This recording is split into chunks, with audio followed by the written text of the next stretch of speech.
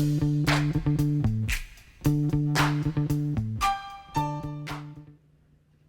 morning.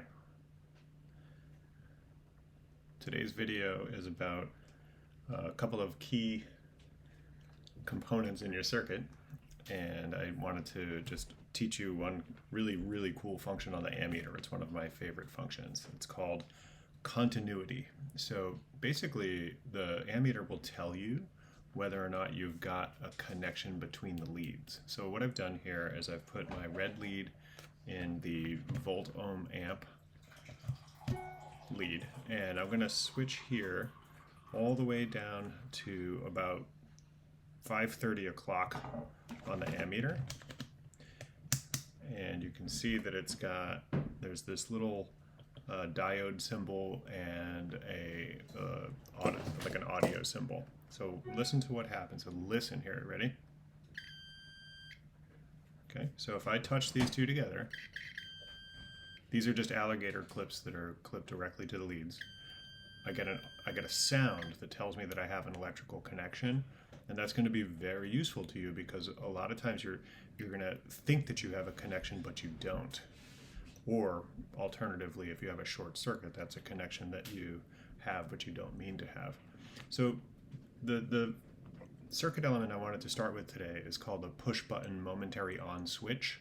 It's this guy in your kit that has a little red top. So this continuity test is going to be how we figure out what exactly this switch does. It's really simple, but it's fun to test anyways.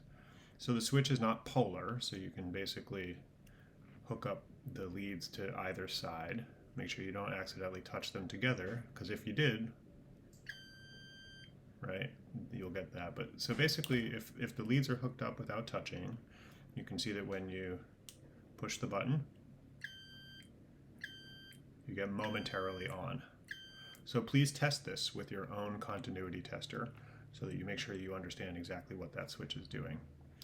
Okay, the next piece has to do with the current limiting resistor for your LED. So now remember, you can't just hook an LED up to a battery.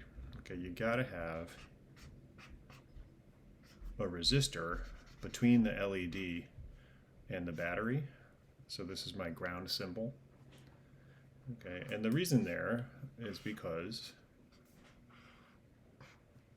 the battery will, if without the resistor, will overcurrent the LED and blow it out. So how do you figure out the value there? We're going to do a couple of different techniques. First of all, there's the guess and check.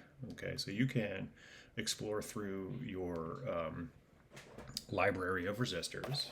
Okay, so that in your kit, okay, you've got a bunch of different kinds of resistors. You can basically put one in there and see if you get the LED to light up. Or you can use Ohm's law to give yourself a good ballpark.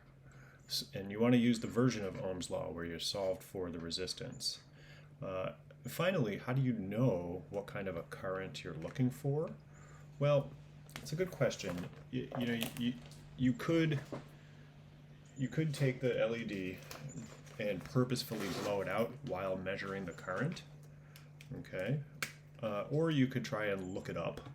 I guess I would say let's start with 30. Let's say that the 30 milliamp value is where we want to stop for the LED. Now, if you have, for example, 9 volts across your circuit, now that's obviously not necessarily true, and you want to limit the current to 30 milliamps, you would predict a resistor value, a current limiting resistor, of 9 over 0.03. So that's 900 over 3, so that's 300 ohms. So this guy here is about 300 ohms.